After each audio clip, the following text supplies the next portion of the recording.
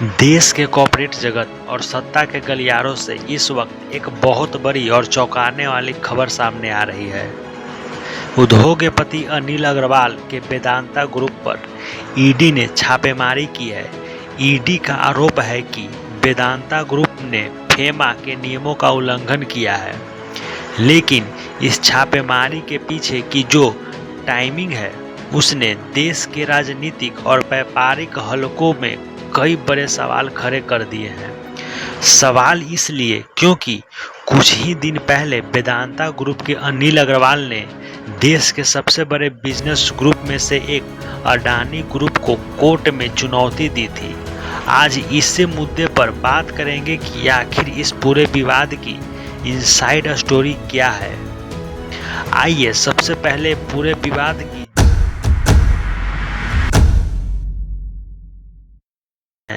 यह पूरा मामला जेपी एसोसिएट्स के अधिग्रहण से जुड़ा हुआ है। जेपी एसोसिएट्स के पास करीब $4 बिलियन यानी लगभग 14,000 से लेकर के 17,000 करोड़ रुपए की संपत्ति है, जिसमें real estate, power plant, cement plant और ग्रेटर नोएडा का मशहूर बुध इंटरनेशनल सर्किट F1 ट्रैक भी शामिल है। जब इस संपत्ति की बोली लगी तो अनिल अग्रवाल की वेदांता ने 16 करोड़ 726 करोड़ रुपए की सबसे ऊंची बोली लगाई थी। अनिल अग्रवाल का दावा था कि उन्हें लिखित रूप से हाईएस्ट बिडर घोषित भी कर दिया गया था, लेकिन कहानी में ट्विस्ट तब आया जब फैसला अचानक पलट दिया गया। इसके विपरीत अडानी ग्रुप ने 14,553 करोड़ रुपए की बोली लगाई थी, जो वेदांता की बोली से काफ़ी कम थी, लेकिन अडानी के ऑफर में तुरंत भुगतान शामिल था, जिसे कमिटी ऑफ क्रेडिटर्स ने बेहतर माना। इसके बाद एनसीएलटी की इलाहाबाद बेंच ने 17 मार्च 2026 को अडानी ग्रुप की योजना को मंजूरी दे दी।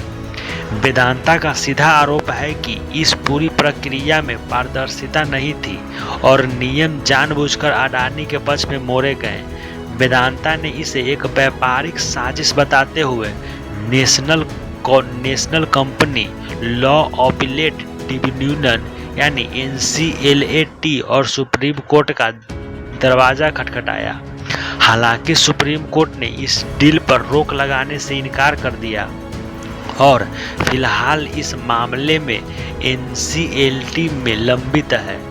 इस पूरे घटनाक्रम पर विपक्ष और कांग्रेस नेता सुप्रिया श्रीनेत ने सरकार पर तीखा हमला बोला है। उन्होंने इस रेड को सीधे तौर पर कॉरपोरेट प्रतिबंधित्व से जोड़ते हुए कहा कि यह देश की बाकी उद्योगपति के लिए एक कड़ा संदेश है।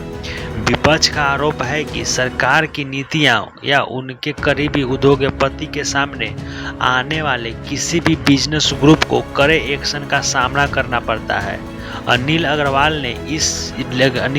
ने भी इस पर सार्वजनिक रूप से पोस्ट कर कहा था कि उनके लिए संपत्ति से ज़्यादा फेयरनेस मायने रखती है।